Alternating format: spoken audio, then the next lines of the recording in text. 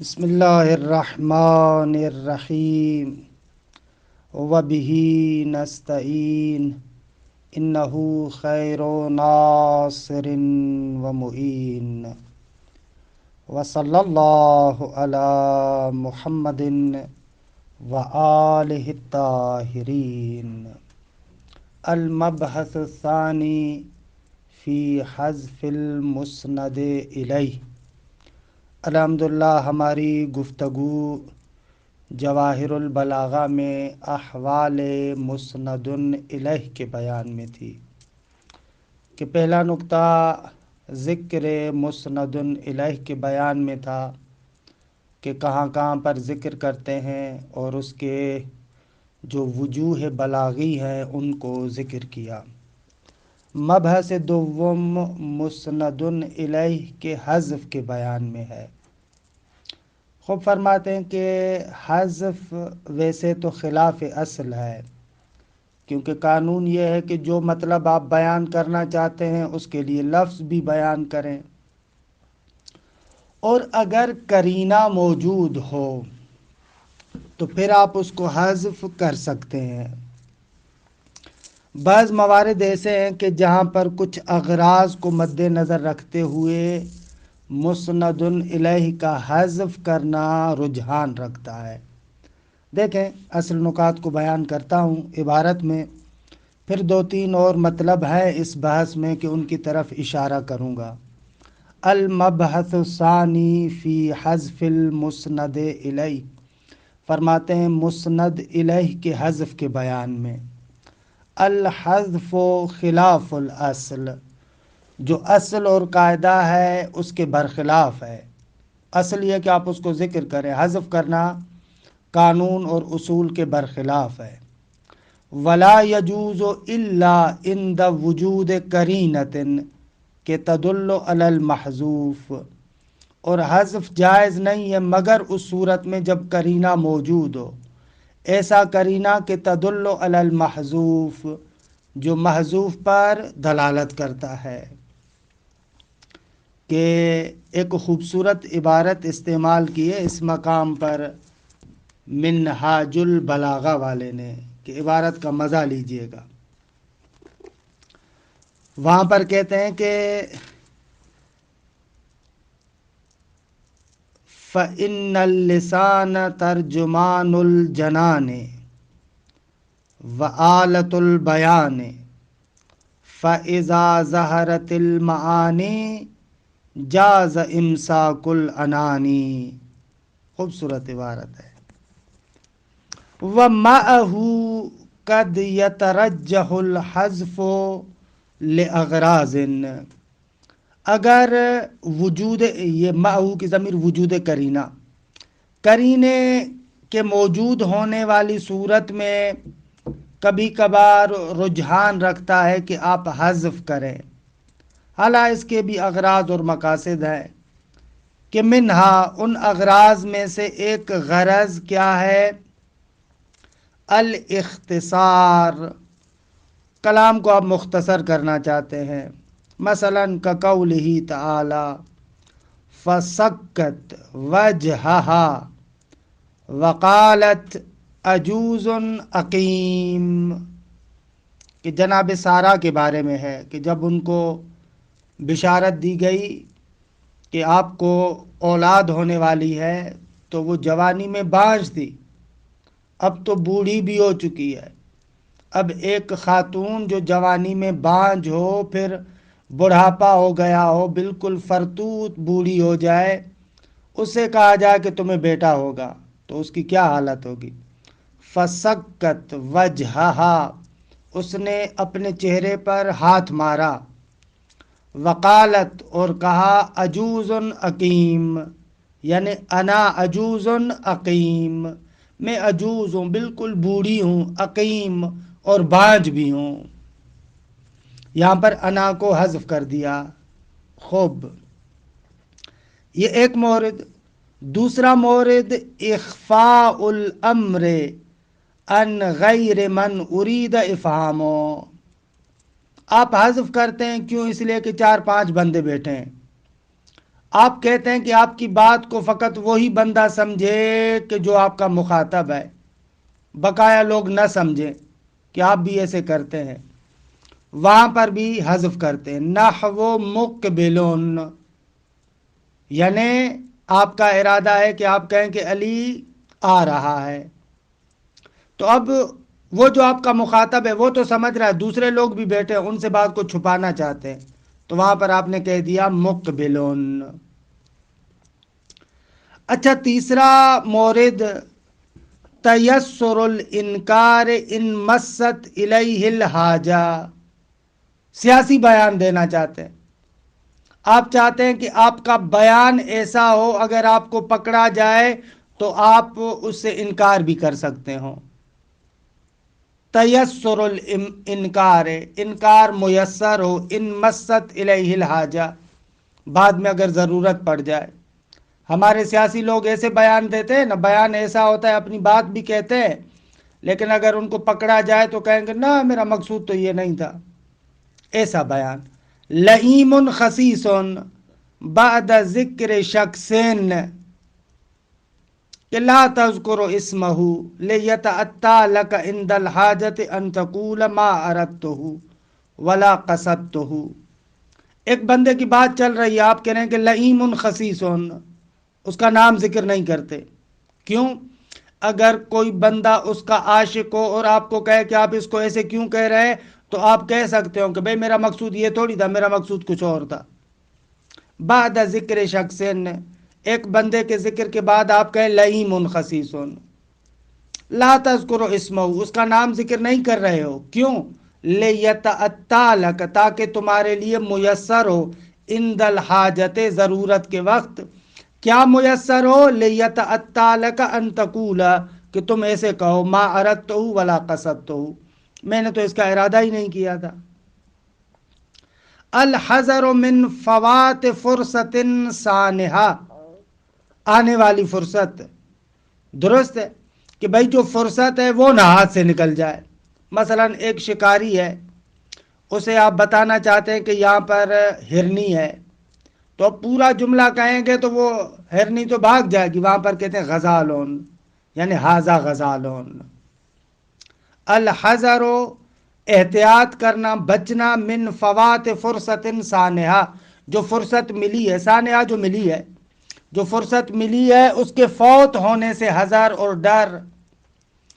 کقول منبہ صیاد، جیسے شکاری کو آپ تنبیہ کرتے ہیں، آگاہ کرتے ہیں کہ غزالون ای ہاذا غزالون۔ 5 اختبار و تنبہ سامع لہ عند القرینہ او مقدار تنبہ ہی، آپ امتحان لینا چاہتے ہیں، جو آپ کی بات سن رہا ہے دیکھنا چاہتے ہیں کہ بھئی یہ کتنا ہوشیار ہے، اب پہلے قرینہ موجود ہے، آپ اس کا امتحان لینا چاہتے ہیں، اس وجہ سے بھی حذف کرتے ہیں۔ یا آپ دیکھنا چاہتے ہیں کہ بھئی کتنا یہ بندہ بیدار ہے، بیداری سے بات سن رہا ہے، تو اس وجہ سے بھی حذف کرتے ہیں۔ آپ کہتے ہیں نعم الزعیم تقول ذالک اذا سبق لک ذکر سعد، جب پہلے سعد کا ذکر ہو چکا، وطال عہد السامع بہ، اور جو آپ کی بات سن رہا ہے اس کو بھی کافی ٹائم ہو گیا ہے، تو اب آپ کیا کرتے ہیں؟ بس کہتے ہیں نعم الزعیم، بھئی پتا تو چلے یہ آپ کی بات بیداری سے سن بھی رہا ہے یا نہیں سن رہا، لہذا آپ اس کو حذف کر دیتے ہیں۔ المحافظۃ علی وزن، وزن، قافیہ، سجع، فاصلہ، اس کا لحاظ کرتے ہوئے، مثلا الا اننی راض بان احمل الہوی واخلص منہ لا علی ولا لیا، کہ یہ الا وہی استدراک والے معنی میں ہے، الا اننی، ساتھ ساتھ اس کے کہ مجنوں کی زبان سے یہ شعر ہے، کہ راض بان احمل الہوی، کہ میں اس کے عشق اور محبت کو تحمل کروں، اسے اٹھاؤں، اس پر میں راضی ہوں، وَأَخْلُصَ مِنْهُ، اور میں اس سے خلاصی پاؤں، لا علی ولا لیا، یعنی لا علی شیء ولا لی شیء، مجھے پتا ہے یہ عشق ایسی چیز ہے کہ لیلا تو مجھے ملنی نہیں ہے، لیکن پھر بھی میں اس کو اٹھانے کے لیے تیار ہوں۔ اب اگر کہتا لا علیہ شیئن ولا لی شیئن تو وزن ٹوٹ جاتا۔ یا فاصلے وغیرہ کے لیے جیسے یہ آیہ کریمہ ہے، ما ودعک ربک وما قلا۔ ساتھ ادعاء کونہ معلومان، کبھی کبھار آپ حذف کرتے ہیں کیونکہ یہ ادعا کرتے ہیں کہ بابا یہ چیز تو معلوم ہے۔ وہاب الالوف، یعنی بھئی ہزاروں روپے، لاکھوں روپے ہبہ اور ہدیہ کون کرتا ہے؟ فرض کریں ایک ہی بندہ ہے تو وہ سب کو معلوم ہے، لہذا کہہ رہے ہیں وہاب الالوف کہ فلاں بندہ ہے۔ وغیر ذالک من الاغراض، اور اس کے علاوہ بھی اور بہت سارے اغراض ہو سکتے ہیں۔ والمرجع فی تعیینها الذوق الادبی، بھائی کون سے اغراض ہیں؟ کہتے ہیں یہ پھر آپ کو ادبیات کا ذوق پیدا کرنا پڑے گا، ادب کا ذوق ہو، آپ کو پتہ چلے کہ یہاں پر کیوں حذف ہے۔ مع لحاظ القرائن کے التی توحی، یا التی توحا الیک، کہ جو تمہاری طرف وحی کی گئے، یعنی تمہیں بیان کیے گئے۔ وحی کا اصل معنی ہے اشارہ خفی، تو ان قرائن کا لحاظ کرو جو تمہاری طرف اشارے کی صورت میں بیان کیے گئے۔ بما فی القول من بلاغت و حسن بیان، مثلا جو کتابیں ہیں ان کے اندر مثلا بہت سارے موارد ذکر کیے گئے ہیں، جیسے یہ آیہ کریمہ دیکھیں سورہ قیامت کی 26 نمبر آیت، کلا اذا بلغت التراکی، یا مثلا سورہ واقعہ میں فلولا اذا بلغت الحلقوم، کو مطلب بالکل روشن ہے کہ وہ سانس اور نفس جب انسان کی لکی تک پہنچ جائے وہ بالکل معلوم ہے، لہذا اس کو حذف کر دیا۔ اچھا، اس حذف کے بعد کے لیے کچھ نکات کو تھوڑا سا سمجھیں۔ مثلا کبھی کبھار کیا ہوتا ہے، ہم ایک چیز کو حذف کرتے ہیں ابہام کی خاطر۔ ابہام کی خاطر یعنی کیا؟ یعنی انسان کو ہم ابھارتے ہیں، اکساتے ہیں کہ وہ تدبر کرے تاکہ اس کو زیادہ فائدہ مل سکے۔ مثال کے طور پر اس ابہام کے لیے اس سورہ نساء کی آیت نمبر 9 کو دیکھیں، وَلْيَخْشَ الَّذِينَ لَوْ تَرَكُوا مِنْ خَلْفِهِمْ ذُرِّيَّةً ضِعَافًا خَافُوا عَلَيْهِمْ۔ خوب، یہاں پر لِيَخْشَ کے مفعول کو حذف کیا گیا ہے تاکہ جو سامع سننے والا ہے اس کا ذہن ہر طرف جائے، ہر طرف جائے اس کا، درست ہے۔ یا کبھی کبھار ہم کسی چیز کو حذف کر دیتے ہیں تعظیم اور تحویل کے لیے بھی۔ مثال اذا وقعت الواقعہ، یا مثلا اس کا جواب کیا ہے؟ دیکھیں محذوف ہے۔ یا مثلا ولو تری اذ المجرمون ناکسوا رؤوسہم عند ربہم، کہ اس کا بھی جواب محذوف ہے۔ ولو تری، اگر تم دیکھتے کہ اذ المجرمون ناکسوا رؤوسہم عند ربہم، کہ جو مجرمین ہیں وہ اپنے پروردگار کے سامنے سر جھکا کے کھڑے ہوں گے۔ خوب، جواب دونوں کا محذوف ہے۔ کأنہ، بتایا جاتا ہے کہ وہ منظر اتنا عظیم ہے، اتنا شدید منظر ہے کہ اس کو الفاظ میں بیان نہیں کیا جا سکتا، لہذا یہاں پر جواب کو حذف کر دیا گیا ہے۔ خوب، یہ حذف کے مطلق حذف کے نکات عرض کر رہا ہوں۔ یا مثلا کبھی کبھار معطوف علیہ کو حذف کر لیتے ہیں۔ خوب، یہ بھی دیکھیں، مثال سورہ انعام کی آیت نمبر 75 ہے، وَكَذَلِكَ نُرِي إِبْرَاهِيمَ مَلَكُوتَ السَّمَاوَاتِ وَالْأَرْضِ وَلِيَكُونَ مِنَ الْمُوقِنِينَ۔ اب یہ لے یکون سے پہلے واو ہے، ہونا تو چاہیے تھا کہ ہم نے اسی طریقے سے ابراہیم کو آسمانوں اور زمین کا ملکوت دکھایا گیا اس وجہ سے. خوب یہ واو کون سا ہے؟ خوب یہ واو بتا رہا ہے کہ یہاں پر معطوف علیہ محذوف ہے. ہم نے ابراہیم کو آسمانوں اور زمین کا ملکوت دکھایا، اس کی بہت ساری علتیں فلاں فلاں فلاں فلاں وَلِيَكُونَ مِنَ الْمُوقِنِينَ، اور یہ بھی علت ہے کہ ابراہیم مرتبہ یقین والوں میں سے قرار پائے. اب یہ واو بتا رہا ہے کہ اس کی اور بھی بہت ساری علتیں ہیں کہ جن کو ہم نے عبارت کے اندر ذکر نہیں کیا. بقول حضرت آیت اللہ جوادی آمولی حفظہ اللہ کے کہ کأنہو وہ جو علل ہے، وہ جو مطالب ہے خدا اور پیغمبر اکرم کے درمیان معہود ہے. درست ہے کہ خوبصورت نکتہ ہے واقعاً، یعنی اس نکتے کو بیان کیا جا رہا ہے کہ بالآخر اغراض الہیہ بہت زیادہ ہے. یہ جو آسمانوں اور زمین کا ملکوت ابراہیم کو دکھایا گیا، اس کے اغراض و مقاصد بہت سارے ہیں. حالا من جملہ ان اغراض و مقاصد میں سے یہ ہے کہ جناب ابراہیم کا تعلق موقنین میں سے ہو. یہ میں نے پہلے بھی بارہا عرض کیا ہے آپ کی خدمت میں کہ قرآن میں یقین خاص معنی میں ہے. یقین سے مراد یہ آپ کا یقین علمی نہیں ہے. قرآن اس بندے کو اہل ایقان میں سے جانتا ہے جس کے سامنے سے پردے ہٹ جاتے ہیں. لو تعلمون علم الیقین لترون الجحیم، قرآن میں یقین اس معنی میں آتا ہے، مگر یہ کہ بعض جگہوں پر یقین استعمال ہو اور قرائن موجود ہوں کہ کوئی اور معنی مراد ہو، وگرنہ صاحب یقین وہ ہے کہ جس سے پردے ہٹ جاتے ہیں.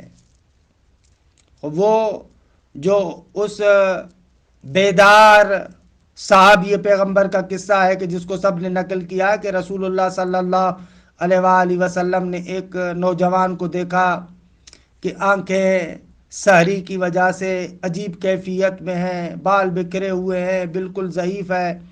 تو اسے کہا کیف اصبحت، تو وہ کہتا اصبحت موقنا، آپ نے فرمایا کہ تم نے کس حالت میں صبح کیا ہے؟ تو وہ کہتا ہے کہ میں نے یقین کے عالم میں صبح کیا. تو پھر وہاں پر رسول اللہ پوچھتے ہیں کہ ہر چیز کی علامت ہوتی ہے، تمہارے یقین کی علامت کیا ہے؟ تو پھر وہ جو جواب دیتا ہے اسی میں یہی نکتہ ہے کہ اس کے سامنے سے یہ حجابات ہٹے ہوئے ہیں کہ کأنہو میں دیکھ رہا ہوں کہ میدان محشر بپا ہو چکا ہے، حساب ہو رہا ہے، کتاب ہو رہا ہے، یہ ہو رہا ہے، وہ ہو رہا ہے، یعنی سارے پردے ہٹ چکے ہیں.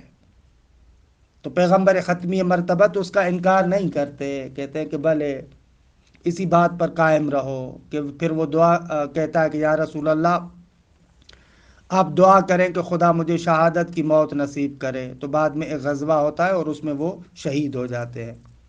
کہنے کا مقصد یہ ہے کہ یہاں پر جو یقین ہے اس کا اپنا خاص معنی ہے. خوب کبھی کبھار کیا ہے حذف کیا جاتا ہے تحقیر کی وجہ سے. مثلا جیسے قرآن میں ہے سمن بکمن امیون، یعنی نہیں کہا ہم سمن بکمن امیون، نہ اس کو حذف کر دیا. تحقیر اصلا اس لائق نہیں ہے کہ ان منافقین کو اپنی زبان پر لایا جائے، نہ یہ اس کے لائق ہی نہیں ہے. خوب یہ حذف کے بارے میں چند نکات تھے.